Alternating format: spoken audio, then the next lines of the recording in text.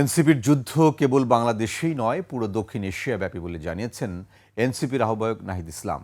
হবিগঞ্জে দলের সমাবেশে তিনি বলেন, ভারত তাদের হিন্দুবাদ বছরের পর বছর বাংলাদেশে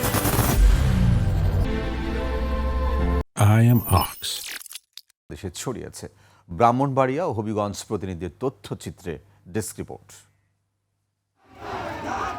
দেশ গড়তে জুলাই পদযাত্রার অংশ হিসেবে বৃহস্পতিবার হবিগঞ্জে আসেন এনসিপির নেতৃবৃন্দ। অংশ নেন পদযাত্রায়। পদযাত্রাটি সার্কিট হাউস থেকে শুরু হয়ে শহরের এম সাইফুর রহমান টাউন হলে এসে শেষ হয়। পরে সেখানে হয় সমাবেশ। সমাবেশে নাহিদ বলেন, তাদের লড়াই মুজিববাদ এবং ফ্যাসিবাদী বন্দোবস্তের বিরুদ্ধে। চাঁদাবাজ দখলদারিত্বের রাজনীতির বিরুদ্ধে হুঁশিয়ারি দেন তিনি।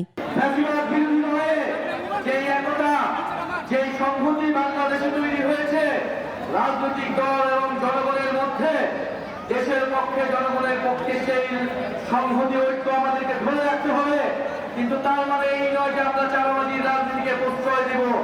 এর আগে ব্রাহ্মণবাড়িয়ায় পদযাত্রায় অংশ নেন জাতীয় নাগরিক পার্টি এনসিপির কেন্দ্রীয় নেতারা। কর্মসূচির শুরুতে ব্রাহ্মণবাড়িয়া সার্কিট হাউসে জুলাই শহীদ পরিবারের সাথে মতবিনিময় করেন তারা। পরে পথসভায় নাহিদ ইসলাম বলেন, 5 আগস্টের মধ্যেই জুলাই সনদ ও জুলাই ঘোষণাপত্র প্রকাশের দাবি আদায় করা হবে।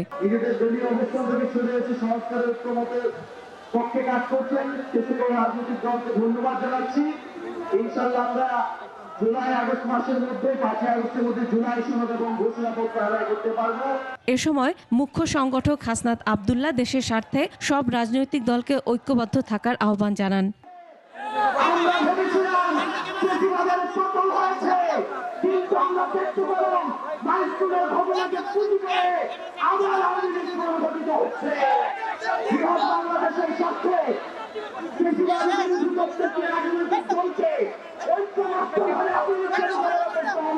শুক্রবার জুলাই পদযাত্রা মৌলভীবাজার ও সিলেটে হবে।